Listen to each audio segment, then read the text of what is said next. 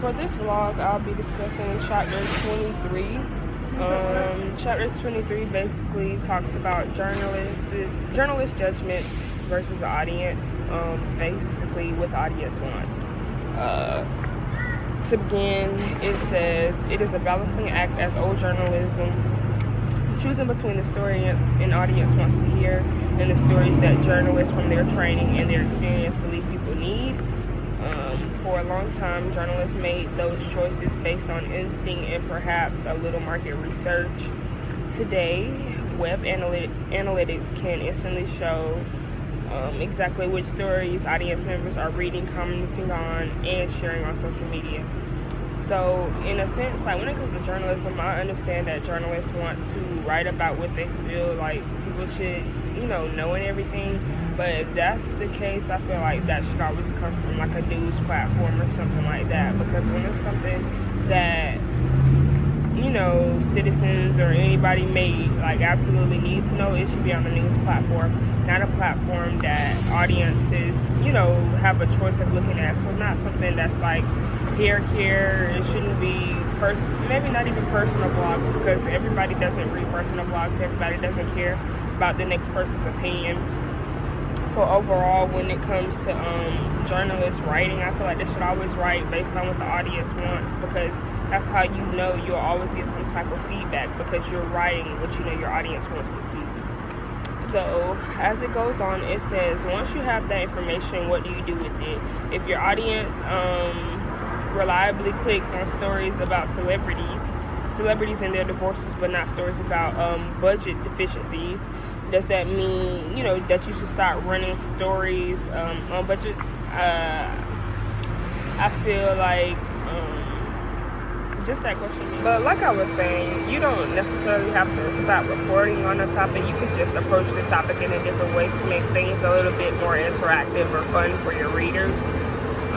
As I kept reading, it goes into a situation where it says when is a big story not a top story. Basically, I feel like they are talking about maybe like small journalism crews and different things like that, and like small cities or in the town where you live. How would you get a story like that to become the big story that all of America is talking about, versus a story that may be on like CNN or a news, a big news team and different things like that, news broadcasting, sorry. So basically it starts off as web producers who work for newspaper companies keep their sites up to date technically and build frameworks for future content. They also manage the continuing flow of news on the sites by assigning stories to the specific sections and helping to determine which stories are important enough to be included on the homepage. So they always like to put their most important stories on the homepage, but I feel like stories on the homepage should be what's most relevant to what's going on in today's time. And I just don't feel as if it always has to be what they feel is the top story. Sometimes it could be things that's going on outside of just the state, or things that just need to have attention drawn to, because there are a lot of things going on in Yemen and Afghanistan and across the world, like starvation and different things such as that people don't talk about and we don't know about because nobody wants to bring attention to it. So they put an example here that said the supervising editor might say something like, there's a fire on 10th Street. Make it delete when we get the video in.